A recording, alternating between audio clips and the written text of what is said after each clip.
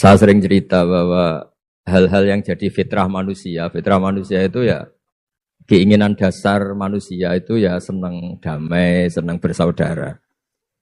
Karena hal itu fitrah itu desain awal manusia itu suka damai. Jadi kalau untuk konflik itu butuh pemicu, tapi kalau untuk damai itu tidak butuh pemicu. Sehingga orang di mana-mana bisa rileks ya. Rileks di terminal, rileks di jalan, rileks di warung-warung kopi, rileks di kedai-kedai. Nah, konflik itu ya dimulai dari pemicu. Entah rebutan pacar, entah rebutan harta, entah rebutan jabatan. Sehingga karena ada rebutan-rebutan itu terus ada pemicu. Nah, itu yang melahirkan konflik. Nah, harus dicamkan, ditanamkan bahwa kepentingan berbangsa ini di atas ya, di atas kepentingan kita, di atas nafsu kita, di atas keserakahan kita, sehingga kita mudah damai. Itu rumusnya kiai-kiai ya. Saat tentu di sini pakai solusi yang ala kiai ya, karena tentu mereka ingin mendengar versi kiai. Kalau versi polisi mungkin ya tegakkan hukum. Kalau versi bank atau JK ya, kalau nasabah nakal ya jangan dikasih kredit lagi. Kalau versi mertua ya, kalau mantu nakal ya dipulangkan, anaknya ditarik kembali. Jadi versi itu banyak ya. Kalau versi imigrasi ya mungkin dicabut paspornya gitu. Kalau versi kiai itu melihat dunia ini sederhana. Banyak orang-orang tasawuf, saya ini cerita tasawuf, cerita yang ringan-ringan saja. Orang tasawuf itu kalau makan itu satu piring ternyata kenyang gitu. Minum satu gelas ya sudah puas ya. Terus dia cerita, ngapain saya butuh uang banyak, satu piring ya sudah cukup gitu. Kalau tidur gitu ya, tidur di satu kamar ya tidur, bangun ya sudah puas. Oh, artinya Anda punya kamar 100 ya tidurnya tetap di satu kamar. Jangan mentang-mentang punya kamar 100 dibagi 5 menitan itu.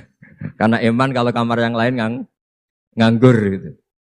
Artinya kalau punya kamar 1 cukup, ngapain ingin punya kamar banyak. Jadi sebetulnya kalau kita punya rumah banyak itu nambah kebingungan karena yang sana yang rumah siapa, yang sana siapa. Ya kalau dianggap prestasi, kalau dianggap tambah bingung karena mau tidur saja di rumah mana ya? Di kamar mana ya? Kalau miskin kan enak. Sudah itu aja, gak ada banyak pilihan. Artinya dengan cara seperti itu sebetulnya merajut kebangsaan itu lebih mudah karena awal dari segala perpecahan, segala konflik itu mau menang sendiri. Sehingga dulu cerita-cerita orang sufi, kalau dengar itu tetangga kamu tidak cocok, partai sebelah tidak cocok, terus ormas sebelah tidak cocok, itu jawabannya lucu. Sebetulnya saya sebagai manusia kalau ada orang tidak cocok itu tersiksa, tapi bagus lah. Kalau tidak cocok itu tidak utang saya, tidak pinjam uang saya, tidak pinjam mobil saya. Sehingga jadi gampang gitu. Artinya jadi gampang itu ya orang yang baik sama kamu ya baik, karena Anda punya mitra, punya teman. Yang sedang enggak seneng kamu juga baik. Di mana-mana orang pinjam uang itu gara-gara seneng, gara-gara cocok. Jadi tidak cocok ya ada berkahnya sendiri. Jadi dengan cara pandang seperti itu hidup itu rileks gitu. Nah, itu kalau teman-teman yang utang itu pasti temennya itu. Ada musuh kamu utang kamu. Jadi musuh yang punya berkah sendiri. Tapi jangan musuh yang sampai nikah, menembak itu enggak berperadaban. Suatu saat Imam Syafi'i itu pernah didatangi orang itu, ketemu beliau cium tangan, hormat. Setelah di luar ternyata orang itu mencaci maki. Coro Jawa ngerasani tadi, kata Pak Wimbo karena orang Solo itu ngerasani. Ketika Imam Syafi'i dilaporin, orang itu di depan Anda menghormati, kalau di luar itu ngerasani itu, menghina, ngata-ngatain. Jawabnya Imam Syafi'i lucu. Alhamdulillah, berarti saya wibawa katanya. Di depan saya tidak berani. Dijawab enteng saja, tidak dijawab serius. Berarti saya wibawa. Di depan saya buktinya tidak berani. Nah, Islam itu ngajari itu semua.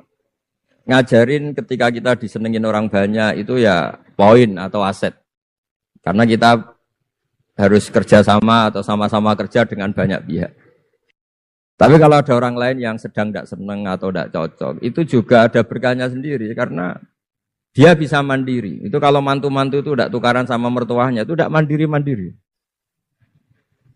Disuruh mertuanya mangan ramangan kumpul yuk, tambah suwe tambah goblok itu, tambah lama tambah goblok itu. Baru gara-gara terlalu cocok kan. Kalau agak-agak tukaran, agak-agak konflik itu malah cepat mandiri. Sehingga merajut kebangsaan itu ya harus dipikir secara luas. Ada teman-teman yang mungkin nggak mau pulang kampung, maunya tetap di Belanda, di Amerika. Tapi ternyata niatnya memfasilitasi kalau ada mahasiswa yang ke sana, ada yang dijujuk gitu. Ada yang dijujuk, sehingga bangsa ini bisa menimba ilmu di berbagai negara. Termasuk dulu di Mekah itu ada namanya Syekh Mukhtar. Itu semua dulu nggak ada hotel, semua orang haji pasti numpang dalamnya atau rumahnya Syekh Mukhtar. Beliau nggak pulang karena jagani semua yang haji di Indonesia biar gampang. Artinya jangan kira teman-teman yang sedang di Mekah atau di Medina atau di Eropa atau di Amerika terus anti kebangsaan, enggak juga.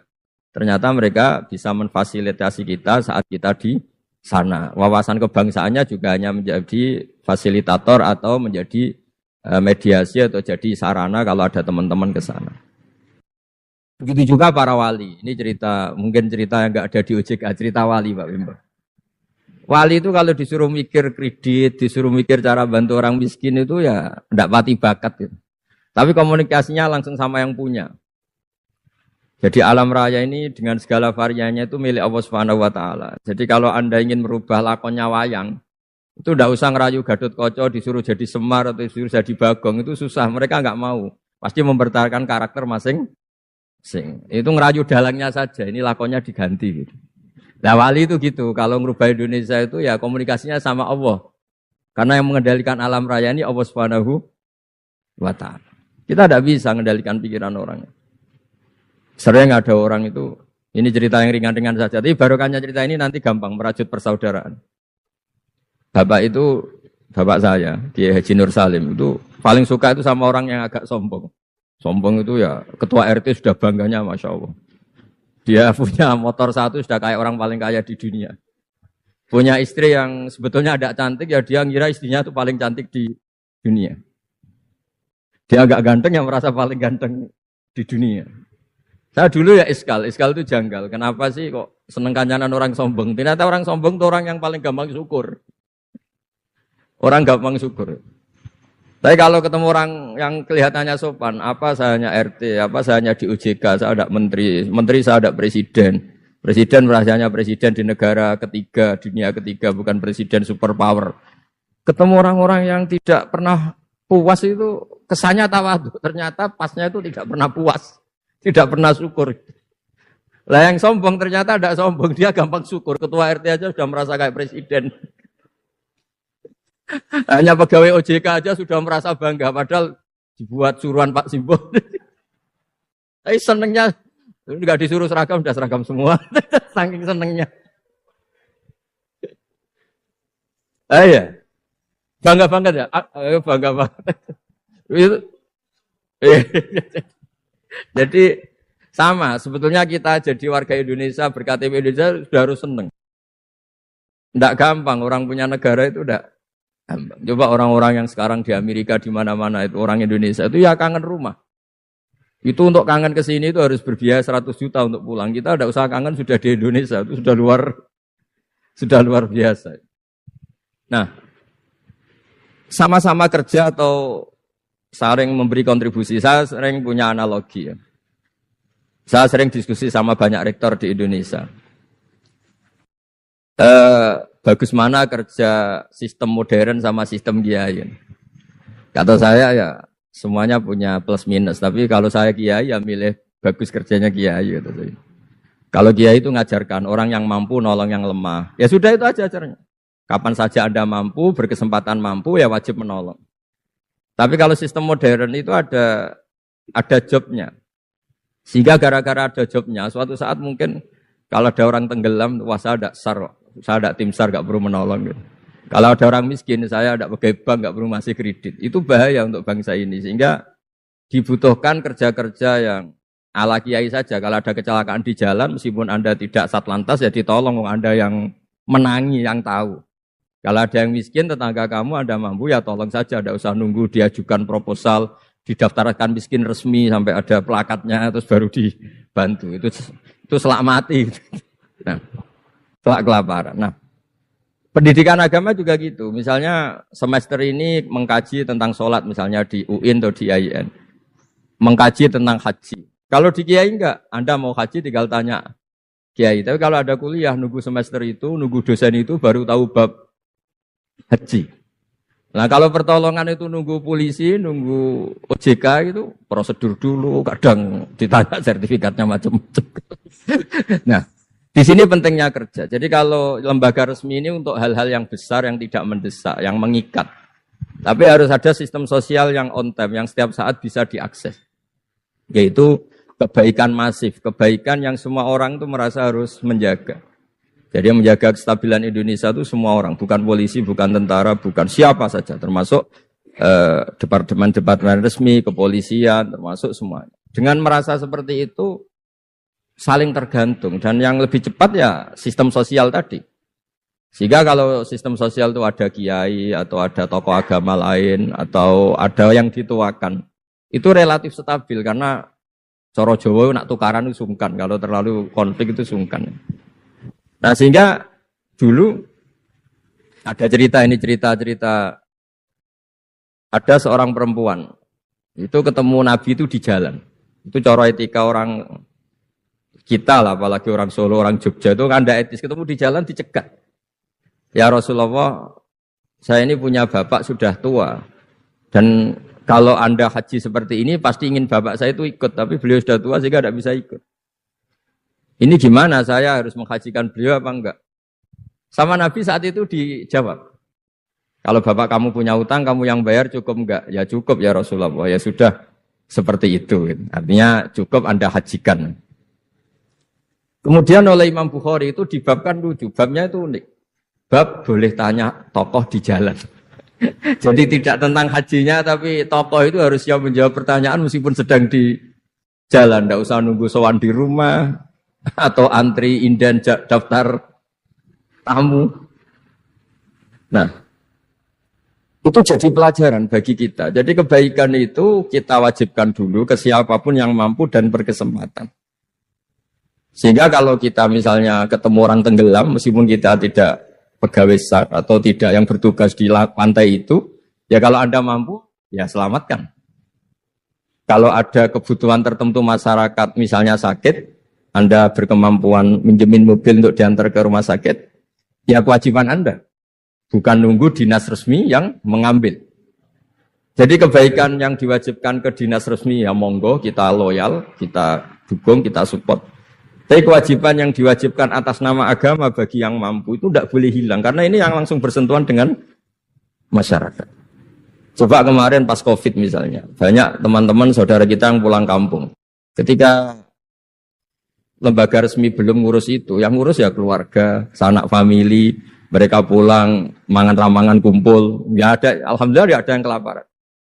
Kenapa ada yang kelaparan? Karena sistem sosial itu jalan, orang kok medit atau kikir sama tetangga, sama keluarga itu pasti diadili masyarakat. Dan masyarakat sepakat, urusan makan itu sepele, sehingga mereka pulang ya ikut Pak D-nya, Pak Lek-nya, ikut Mbahnya, itu semuanya bisa makan. Bisa ngopi-ngopi, bisa rokok-rokok, ya tetap santai aja normal. Bahkan banyak yang nganggur itu seneng. Barokahnya nganggur yang ngutangi tidak nagih katanya. Kalau tidak, jadi ya dianggap ringan saja hal-hal seperti itu. Nah, khawatir saya kalau saya pernah baca kitab di karangan seorang ulama besar, Al-Hayatul Ulya, otoritas besar dalam satu sistem negara, itu harus diakui sebagai bagian dari kebaikan masif. Jadi kebaikan masif yang nggak boleh hilang adalah kebaikan yang nggak punya otoritas, karena ini jumlahnya lebih besar. Ya tadi misalnya kecelakaan di jalan itu kan tidak bisa kebetulan ada mobil patroli atau mobilnya Satlantas atau lembaga resmi tertentu yang nangani kecelakaan. Yang ini ya orang-orang di jalan yang menangi itu terus diantar ke rumah sakit atau ngabari keluarganya. Sehingga kata Nabi, kullukum ra'in wa kullukum mas'ulun an ra'iyati. Semua kita ini menjaga kedamaian, menjaga kemajmuan, semua kita jaga sistem sosial, semua kita menjaga kebaikan. Nah dari semua itu dibikinlah di era modern lembaga-lembaga formal. Tapi jangan juga lembaga formal menghilangkan sistem fitrah manusia tadi, yang fitrahnya ingin baik dan itu ada di mana-mana dan kapan saja. Dan Allah kalau menciptakan sesuatu itu pasti luar biasa. Saya sering ditanya sama orang-orang, Gus Gunanung Indonesia seneng cangkruk itu apa? Anggap aja itu tim SAR paling on time katanya. Itu kalau ada orang bingung, yang ditanya pertama ya orang-orang nganggur di pertigaan itu. Ini rumahnya mana? Kalau ada orang bingung yang nanya itu. Kalau ada orang kecelakaan yang nolong ya itu. Artinya sistem sosial yang sudah ada itu nggak boleh diambil alih lembaga. Karena kalau itu iya, kita kekurangan kekuatan apa? Sosial. Jadi ini penting saya utarakan supaya kebaikan-kebaikan bersama ini saling melengkapi, bukan saling mengadili, bukan saling merasa paling superior. Saya sering guyonan begini, kalau ada rapat ketahanan pangan, yang rapat itu merasa superior karena punya rumus yang luar biasa. Tapi apa artinya rumus itu kalau petani nggak mau nanam padi? Petani itu tidak usah rapat, tapi nanam padi itu otomatis jaga ketahanan apa? Pangan. Sistem sosial juga sama. Di kampung itu kalau ada orang jahat atau sinis, itu pasti nggak punya teman. Monggo Gus Yasin ini rawuh. Ini alhamdulillah Gus Yasin rawuh. Mau biar jajar Pak Ketua dia di situ ada. Oh mau di. Bagus. Jangan kata gitu lah.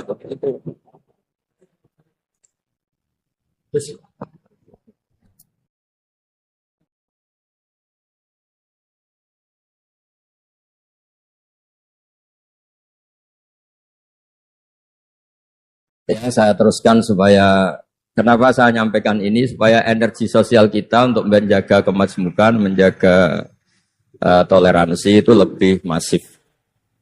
Di beberapa daerah itu ya banyak masjid jejer gereja di Tuban, di Jakarta. Dan ketika buktinya nggak ada apa-apa, yaitu simbol perdamaian. Di beberapa daerah ya banyak orang Islam, bosnya itu non-Muslim. Atau sebaliknya non-Muslim, bosnya Muslim. Atasan juga banyak begitu, atasannya Muslim. Itu kan contoh sosial yang sudah masif. Justru karena didiskusikan, diseminarkan itu menjadi kayak kita baru mulai. Nah itu malah aneh. Jadi selama ini kan ya sudah begitu kan. Banyak orang Islam di mana-mana itu kerja di pabrik mana, ternyata pemiliknya non-Muslim. Juga sebaliknya non-Muslim di instansi apa, pemimpinnya Muslim. Mulai dulu kan ya baik-baik saja. Justru karena didiskusikan tuh menjadi kayak kita ini yang punya rumus, kayak kita yang pencetus. Padahal sistem sosial kita sudah sedemikian harmonis, sudah sedemikian baik. Ketahanan pangan juga sama. Ketika belum ada rapat darurat pangan apa, petani yang lugu-lugu yang nanam padi. Barokahnya itu stok padi itu banyak. Begitu juga mereka melahirkan sistem kerja yang nggak punya ladang, kerja di yang punya ladang. Dan kalau itu didolimi atau nggak digaji, ada embargo sosial, terus nggak mau kerja di situ. Sehingga yang nggak baik juga akan baik karena dipaksa oleh sistem sosial. Jadi sebelum ditangkap polisi karena nggak baik, itu sudah diadili sosial, gitu, diadili hukum sosial. Nah, hal yang seperti ini harus jadi perangkat bersama untuk menjaga kebaikan bersama. Makanya saya sering bilang, sistem sosial itu segala-galanya. Di antara sistem sosial itu adalah lembaga resmi. Jangan dibalik, lembaga resmi itu menata sistem sosial. Belum ada lembaga resmi itu sudah ada sistem sosial. Sehingga sebelum ada negara ini, kiai-kiai atau tokoh agama yang lain ya turun rembuk untuk mengusir penjajah, untuk memberi makan tentara yang berjuang di kampung-kampung, dikasih ketela, dikasih apa saja lah yang bisa mereka bertahan hidup. Nah, ini penting diutarakan supaya semua masyarakat itu merasa bahwa mereka ikut dan harus merawat negara ini. Kullukum ra'in wa kullukum mas'ulun an ra'iyati. Semua kalian adalah penjaga dan semua kalian dimintai tanggung jawab Allah, kontribusi Anda terhadap bangsa ini, terhadap komunitas Anda, terhadap sistem sosial Anda. Sehingga kemudian terus semangat. Nah, dimulainya dari mana? Kata Nabi, dimulai dari keluarga Anda. Sehingga semua orang nggak lempar tanggung jawab. Kalau anak saya miskin ya salah saya. Kalau anak saya terlantar ya salah saya. Kalau istri saya terlantar ya salah saya. Sehingga jangan karena ada sistem modern, setiap ada yang miskin menyalahkan menteri sosial misalnya. Setiap ada apa menyalahkan menteri terkait. Itu hukum seperti itu bikinan kita. Yang hukum Allah permanen itu ya setiap anak kita terlantar salah kita. Nah, barokahnya merasa salah itu tidak mudah menyalahkan orang lain, termasuk tidak menyalahkan instansi tertentu atau departemen tertentu. Ini penting supaya orang itu evaluasi, merasa salah. Barokahnya merasa salah itu orang tidak menyalahkan orang lain. Jadi negara ini tidak mudah chaos dengan kultur menyalahkan pihak. Apa baiknya agama ini? Jadi kalau berdoa disuruh mulai dengan Rabbana dzalamna anfusana, ya Allah saya ini mendolimi diri kita sendiri. Wong yang punya kewajiban saya kok menyalahkan orang lain. Saya kalau guyon itu sering begini. Teman-teman kita yang satu kampus atau satu pondok atau satu kampung, itu kalau kaya itu pasti jadi sumber disalahkan. Misalnya Anda punya teman yang dulu sama-sama miskin, tahu-tahu jadi bupati atau gubernur. Terus, itu tarif utang kamu ya dinaikkan. Dulu zaman sama-sama miskin paling pinjam uang hanya 10.000. Gara-gara jadi bupati atau gubernur BI misalnya atau ketua OJK. Utangnya dinaikkan bukan sesuai Anda tapi sesuai jabatan teman kamu. Masa punya teman gubernur kita utang 100.000 pantasnya ya utang modal 100 juta. Dan kalau nggak ngutangin, wah katanya teman dekat ternyata nggak mau dipinjemin. Jadi punya kultur menyalahkan orang lain. Dia SDM-nya hanya ketua RT gara-gara punya teman gubernur atau presiden atau apa. Inginnya ya lebih tinggi lagi. Jadi bukan berdasar kapasitas dia tapi kapasitas temannya. Itu juga bagian dari kesalahan yang kita ciptakan. Sehingga agama mengatur orang itu tidak boleh melebihi batas SDM-nya. Orang itu tidak boleh melebihi batas apa? SDM-nya. Kadang-kadang kita sama ketika kita anak kita terlantar, bilang di Pak D Sugih ya ranya faati, punya Pak D kaya juga tidak memberi syafaat, punya teman kaya tidak beri. Jadi tidak menyalahkan dirinya, tapi menyalahkan teman atau keluarganya yang kaya. Itu juga awal bencana kemajmukan. Jadi kebanyakan nuntut. Makanya Nabi berkali-kali ngendikan ketika kamu di zaman akhir wa alika bi khosayati nafsik wada angka amrul amah. Kalau sudah ada badai apa saja, badai ekonomi, badai sosial atau badai apa saja, urusi diri kamu sendiri. Itu bukan Nabi menanamkan egois itu enggak, justru menanamkan kebersamaan. Barokahnya orang itu sibuk ngurus keluarganya sendiri itu enggak kepikiran nyalakan orang lain. Jadi orang kadang salah tafsir itu justru seakan-akan kita diajari untuk egois itu enggak.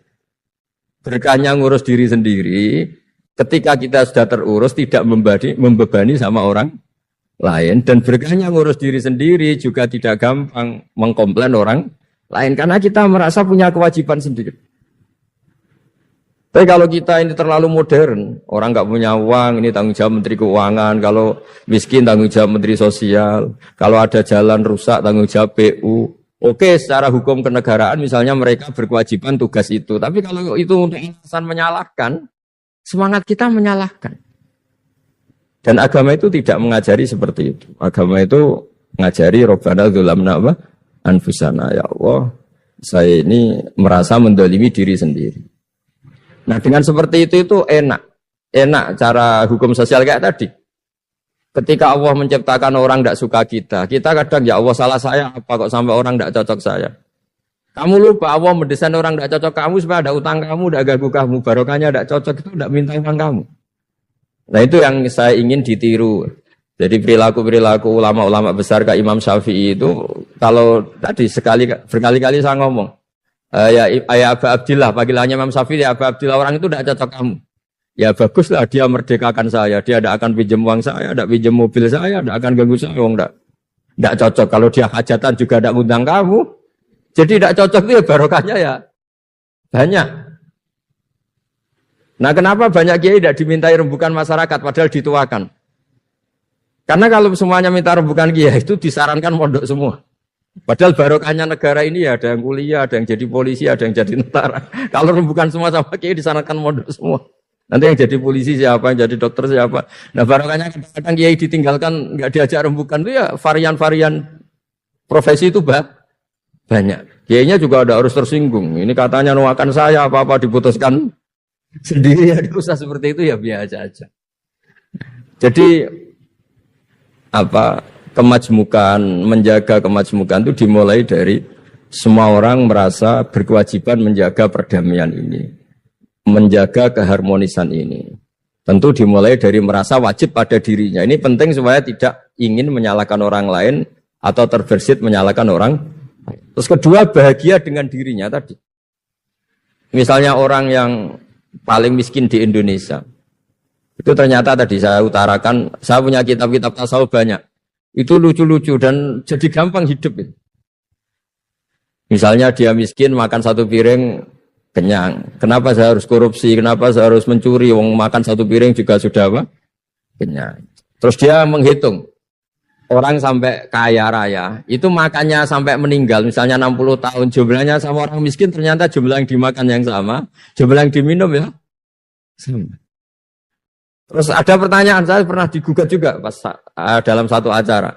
Tapi kalau orang kaya ingin apa saja kan kesampaian, Gus. Ingin beli mobil kesampaian, ingin beli pesawat kesampaian. Saya tanya, ya orang kaya inginnya tidak seperti itu. Misalnya inginnya mungkin jadi presiden, inginnya jadi gubernur, kan ada aja nggak kesampaian. Tetap aja ada yang nggak kesampaian. Kadang-kadang, wah enak jadi anaknya presiden, anaknya gubernur, apa saja kesampaian. Banyak juga anaknya presiden, mungkin ingin anaknya jadi presiden ya nggak kesampaian. Anaknya kiai ingin anaknya jadi kiai ya nggak kesampaian. Mungkin anaknya jenderal, anaknya ingin jadi jenderal. Dan dia nyontohkannya kan, wah kalau jadi orang kaya itu enak, ingin makan di apa saja kesampaian. Masa orang kaya seleranya hanya ingin apa? Makan itu. Artinya ada saja yang nggak sama. Misalnya orang jadi raja Arab Saudi, ada aja yang nggak kesampaian. Mungkin bayangkannya ya ada yang demo, ada yang komplain, semua anak yang diinginkan putra mahkota jadi ya tidak gampang kesampaian. Nah, kemudian dia berpikir lagi. Saya ulang lagi ya, dia berpikir lagi si orang miskin tadi. Misalnya dia ke hutan atau ke gunung, wah enak jadi bupati, gubernur, apa-apa difasilitasi negara. Terus dia mikir, tapi mereka punya atasan. Ditegur atasannya takut, diatur atasannya takut. Kok enak saya agak punya apa? Atasannya. Tapi intinya itu, bagi saya semua itu harus dikawal oleh hukum. Jadi melakukan perintah Allah itu nikmat. Sehingga Anda misalnya ketua OJK atau gubernur atau wakil gubernur atau kiai, nikmat tertinggi itu karena melakukan perintahnya Allah Subhanahu wa taala. Kita disuruh jaga Indonesia, disuruh jaga keluarga. Kalau nikmatnya itu subjektif sepihak, kita puas kalau ingin seperti yang kita inginkan. Itu enggak akan ada puasnya karena nafsu kita itu kalau guyonan orang-orang tasawuf, kamu dikasih dunia seisinya dan lipatannya, tamak kamu atau keinginan kamu itu tidak akan tercapaikan, tidak akan terpuaskan. Karena manusia itu ya sudah nggak ada batasannya. Makanya kalau guyonnya dulu kan ada orang tirakat, kalau megang apa saja jadi emas. Dia bayangkan jadi kaya, jadi top. Ternyata pertama dia megang saka rumahnya, tiang rumahnya jadi emas. Habis itu megang apa lagi jadi emas. Lama-lama megang nasi jadi emas, megang minum jadi emas. Akhirnya dia nggak bisa makan karena dia ingin semua yang dipegang jadi emas. Pas kecapean megang-megang dia ingin makan, yang dipegang juga jadi emas. Ya akhirnya kan jadi bingung gitu karena nggak kesampaian kan. Dia kesampaiannya jadi emas, ternyata kebutuhan dasar dia ingin makan malah nggak kesampaian karena yang dipegang jadi emas. Jadi itu kan contoh. Sejahtera juga sama. Anda bayangkan misalnya kalau punya mobil, punya uang tabungan, punya apa, semuanya kesampaian enak itu. Semua yang kamu inginkan kesampaian itu enak. Ukuran enak dengan banyak bergantung. Dengan tidak banyak bergantung itu ilmiah mana? Misalnya gini, saya ini bahagia cukup dengan makan satu piring. Anda bahagia nunggu punya Alphard, punya uang 1 miliar. Lu menggantungkan kebahagiaan dengan banyak sesuatu yang Anda belum miliki itu sudah satu kebodohan kan orang tasawuf. Cek repot ya tapi bahagia kok kakean syarat ya. Makanya saya sering bilang kalau saya berkali-kali cerita ada orang perempuan datang ke saya, Gus saya ingin kaya. Sebenarnya orangnya itu jelek. Saya bilang kalau kaya yang repot kamu. Kenapa Gus? Setelah suami kamu kaya, sekarang suami kamu kan miskin. Pertama yang dievaluasi apa? Ganti rumah, ganti mobil. Lama-lama ganti Anda, kata saya. Karena setelah rumahnya bagus, mobilnya bagus, yang dievaluasi pasti Anda, katanya. Wah, kalau gitu miskin aja, Gus. Iya kan, sudah rumah bagus, mobil bagus, ternyata istrinya. Nanti kalau suami kamu kaya, yang dievaluasi tidak hanya mobil dan rumah, tapi Anda. Nah, maksudnya ini ya guyon, tapi supaya kita ini bahagia dengan diri kita apa?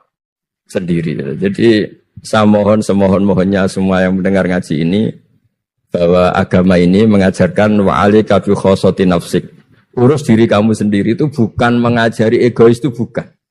Kalau semua kewajiban orang merasa bertanggung jawab, paling tidak bawaannya itu tidak nyalahkan orang lain. Dan negara juga agak repot-repot karena semua orang dicukupi oleh orang tuanya, oleh keluarganya. Sehingga negara ini sifatnya hanya membantu, bukan ngurus yang pokok. Tangan negara tidak cukup untuk ngurus sebesar itu, tidak cukup. Yang cukup adalah individu-individu ini menanamkan nilai-nilai sosial sehingga semua bertanggung jawab atas dirinya, atas kampungnya, atas komunitasnya, terus negara fasilitasi itu semua. Insya Allah menjadi baldatun thayyibatu wa rabbun ghafur. Cerita ilmiah betapa agama ini mudah.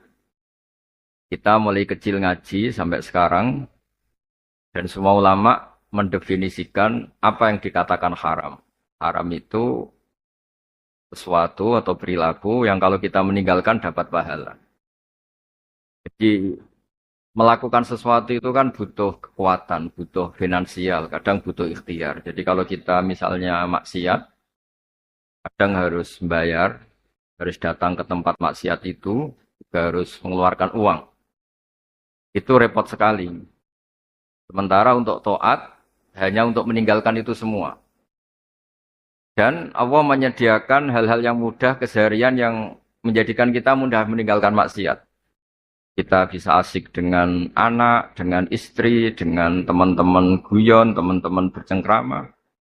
Itu semua adalah kebaikan karena di saat itu ketika itu semua kita lakukan, artinya saat itu ketika kita meninggalkan maksiat, meninggalkan kedurhakaan kepada Allah Subhanahu wa taala. Jadi dalam Islam itu mudah sekali. Jadi kalau orang habis Isya tidur sampai subuh, itu statusnya dua. Satu, orang itu tidak tahajud, tidak istighfar. Dan alhamdulillah dari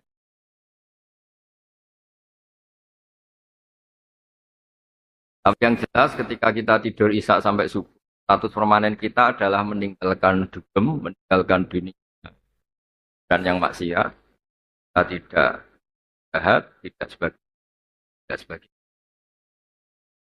Ya, kita akan ditulis oleh Allah sebagai pahala karena di kita mulai jam 9 misalnya dan sampai status kita adalah tarkul ma'asi kulliha. Saat itu kita meninggalkan semua maksiat. Sehingga dengan status luar biasa. Karena dengan kita meninggalkan. Sebab itu Allah Ta'ala mengapresiasi tidur. Disebut oleh Allah Ta'ala, disebut wa min ayatihi manamukum billaili wan nahar. Termasuk ayat-ayat Allah adalah kalian tidur ketika waktu malam atau siang. Tentu dengan kualitas tidur yang luar biasa, yaitu tidur yang dengan itu kita meninggalkan maksiat. Plus tentu menjaga kesehatan. Jadi rahmat-rahmat seperti ini yang harus kita jaga sebagai umatnya Rasulullah SAW. Jadi saya sebagai pengkaji fikih, saya ingin Nabi yang Raufur Rahim ini, Nabi yang selalu punya konsep yang menyenangkan ini, hal-hal yang keseharian kita itu jadi ibadah. Ketika Rasulullah cerita ibadah yang luar biasa, di antara yang disebut itu, kamu nyari nafkah untuk anak istri kamu, dan itu juga ditulis ibadah. Kamu punya komunitas yang baik, itu juga ditulis ibadah. Terakhir dari sekian kebaikan itu Nabi ngendikan takufu syarroka anin nas fa innaha shadaqatun minka ala nafsik. Jika kebaikan yang butuh biaya Anda tidak mampu, maka yang penting efek keburukan Anda tidak menimpa orang lain. Itu juga ibadah. Saya ulang lagi sambil menunggu Habib Ali, saya akan cerita ini ada kitab Ithaf Sarah Ikhya. Di kitab Ikhya, karena ini ada acara Iqra Maulidir Rasul. Saya tidak tahu harus nerjemah apa, karena saya juga setuju Mas Khalil yang bilang ini perayaan. Tapi kadang bahasa Arabnya kadung zikro. Zikro itu mau tidak mau diterjemah peringatan. Tapi karena peringatan yang indah ya disebut peringatan yang perayaan. Atau perayaan yang untuk mengingat. Saya sedikit cerita tentang akhlak Rasulullah SAW di kitab saya halaman 210 juz 8. Betapa Rasulullah ini luar biasa. Jadi kalau kita dalam keseharian kayak umumnya orang, itu juga sudah termasuk niru akhlak Rasulullah SAW. Suatu saat Nabi itu sama teman-temannya, sama sahabat, menyembelih atau memotong kambing. Faqala rajulun alayya dzabhuha, saya yang bertugas memotongnya. Wa qala akharu alayya salkhuha, saya yang cara Jawa bedeti, saya yang mengolahnya. Terus waqala akhar alayya tabhuha, saya yang bagian masak. Faqala Rasulullah sallallahu alaihi wasallam alayya jam'ul hatab, saya yang bagian mengumpulkan kayu bakar. Faqalu ya Rasulullah nakfikal amal, engkau tidak usah ikut ya Rasulullah, kita saja yang kerja. Kata Nabi, qad alimtu annakum takfunani walakin akrahu an atamayyaza alaikum. Wa inna Allaha ta'ala yakrahu min abdihi ayyarahu mutamayyizan baina ashabi. Saya tahu kalian itu akan membiarkan saya tidak usah kerja. Tapi Allah itu enggak suka melihat hambanya yang dalam aktivitas sosial itu paling kelihatan spesial, kelihatan berbeda. Yang lainnya kerja, dia ngebos lah dalam bahasa sekarang. Ini penting menjadi teladan. Jadi kalau perilaku-perilaku orang timur, khususnya orang Indonesia itu kan atasan kayak apa, kalau ada apa-apa ya ikut terlibat. Jadi ketika kita makan-makan, meskipun kita kiai atau kita atasan atau kita pimpinan, itu paling enggak ya urun-urun, nata piring, nata apa, itu ajaran orang tua kita. Ternyata itu juga ditemukan dalam ajaran Rasulullah SAW. Kata Nabi, wa inna Allaha ta'ala yakrahu min abdihi ayyarahu mutamayyizan baina ashab. Karena Allah itu kurang suka kalau ada orang kelihatan paling spesial, hanya dilayani tapi tidak pernah melayani. Sehingga keseharian kita sebagai orang timur, saya ulang lagi, keseharian kita sebagai orang timur, yang ikut menata-nata kalau ada tamu, ikut menata-nata kalau ada hajatan. Itu juga bagian dari sunnah Rasulullah SAW. Termasuk Said Muhammad bin Alawi Al-Maliki dalam bukunya Manhajus Salaf fi Fahmin Nusus, beliau mengatakan ketika Rasulullah mikot itu ngambil setar ikhram dari Madinah di Bir Ali, itu artinya beliau ngambil mikotu baladi, ngambil dari setar negaranya atau kampung halamannya. Sehingga termasuk sunnah Rasul ketika orang Mekah yang ngambil mikot dari Mekah, yang orang Irak ya dari Irak. Jadi sunnah Rasul bukan berarti orang Irak memaksakan ngambil dari Bir Ali, atau orang Mekah memaksakan dari ngambil Bir Ali. Tapi cara berhitung adalah Rasulullah mikot dari Bir Ali, artinya mikot min baladi. Sehingga semuanya ngikuti sunnah Rasul ketika mikot min baladi. Begitu juga di situ diterangkan ketika Rasulullah itu tahnik pada anak-anak kecil pakai kurma misalnya, itu ya dianggap halawiyat min baladi, itu jenis makanan manis yang di negaranya. Sehingga di kitab-kitab fikih disebutkan misalnya orang Indonesia mau buka puasa, itu tentu sunat pakai kurma atau apa. Kalau ndak ya digenti degan atau apa, yang penting jenisnya halawiyat. Jenis manis. Dengan seperti ini perasaan kita sebagai umat Rasulullah SAW yang ditakdir sebagai orang Jawa atau orang Indonesia itu tidak merasa sendiri. Mbah Maimun, guru saya, di antara karangannya beliau bercerita, Nabi itu milik kafatal linnas. Semua orang merasa miliki Nabi. Beliau punya darah Mesir. Karena leluhur beliau diantaranya adalah Hajar. Hajar itu perempuan cantik yang berdarah Mesir. Yang dulu dihadiahkan ke Sarah. Sarah kemudian dinikah Nabi Ibrahim. Punya anak Ismail. Beliau berdarah Mesir.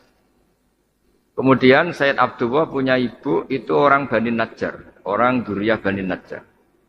Sehingga disebut wakana qad ijtaza bi akhwalihi Bani Adiyyin min at-Thaifatin Najjariyah. Jadi Nabi kalau akhirnya hijrah ke Madinah itu karena beliau juga punya darah Ahlul Madinah yaitu Bani Najjar. Beliau juga punya darah Yaman karena lewat Ismail menikahi perempuan dari Jurhum. Jurhum itu kabilah dari Yaman.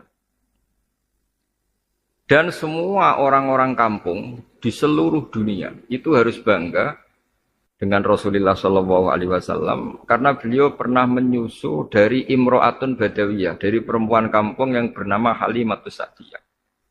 Sehingga semua masyarakat kampung yang berprofesi misalnya pengembala kambing itu harus ikut bangga.